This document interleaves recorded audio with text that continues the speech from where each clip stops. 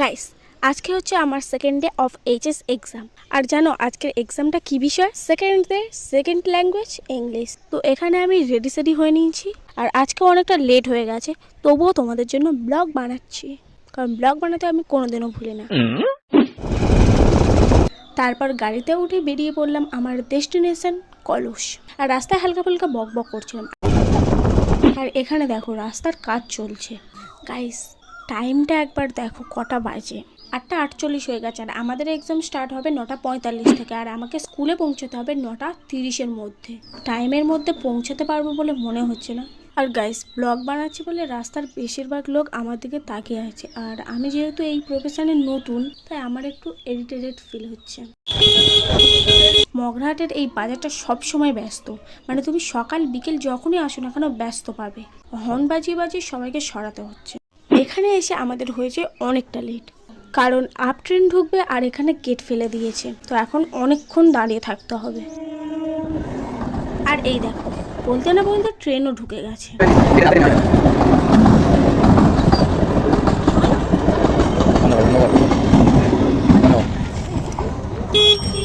Train যাওয়ার পরেও এটা তুলছিল না বলে সবাই হর্ন দিয়ে প্রায় মাথা খারাপ করে দিচ্ছিল। প্রথমে ভাবছিলাম এটা তুলছে না কেন, তারপরে আবার দেখলাম ডাউন ট্রেনও ঢুকছে।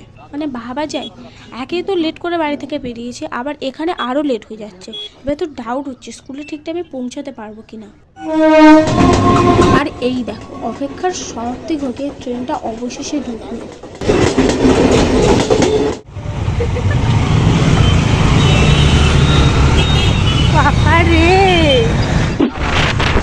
কতজন অপেক্ষা করছিল দেখলে। তারপর অনেক বাধা বিপত্তি কাটিয়ে অবশেষে স্কুলে এসে পৌঁছালাম। এক্সাম শেষ করে চললাম বাড়ির দিকে। আগের ব্লগটাতে তোমরা অনেকেই কমেন্ট করেছিলে যে আমার এক্সাম কেমন হয়েছে। আই থিঙ্ক আমার মুখের স্মাইল দেখেই তোমরা বুঝতে পারছো যে এক্সাম কেমন হয়েছে। তো এখন এলাম কলেজে কিছু খাওয়া দাওয়া করতে, আর এটা হলো আমাদের মগরাহাট কলেজ। তারপর এখানকার একটা কাকুর দোকান থেকে 10 টাকার চানা কিনে সেটা খেতে লেগে বললাম, আর চানাটা কিন্তু বেশ দারুণ খেতে ছিল। আর এই কলেজে আমি এই প্রথমবার আসলাম কারণ নেক্সট বছর হয়তো এই কলেজেই আসবো।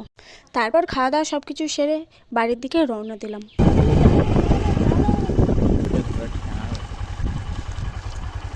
এখন আমি যাবো এই ফুলটা তুলতে। এখানে আমার পাগলামিটা তোমরা একবার দেখো খালি। তোমরা কারা কারা আছো এরকমই রাস্তায় ফুল গাছ দেখলে ফুল তুলতে চলে যাও, নিচে কমেন্ট করে অবশ্যই জানাবে। এখানেই ঘটে যায় একটা ঘটনা। আমি এখানে ফুল তুলছিলাম আর একটা বউ দেখছিলাম ওপার দিয়ে আসছিল, তাই দেখতে পেয়ে আমি সঙ্গে সঙ্গে ছুটে পালিয়ে আসলাম। যার গাছ সে যদি জানতে পারে তাহলে বিরাট বকা খেতে হবে।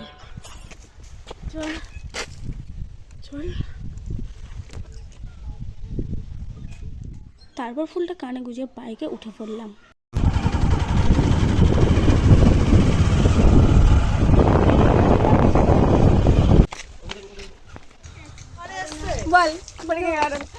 তারপর বাড়ি এসে পেয়ে গেছিলো খুব জোরে খিদে, তাই এখানে আমি একটা কেক খেয়ে নিচ্ছিলাম। আর গাইস, আজকের ব্লগটা এই পর্যন্ত, দেখা হচ্ছে নেক্সট ব্লগে।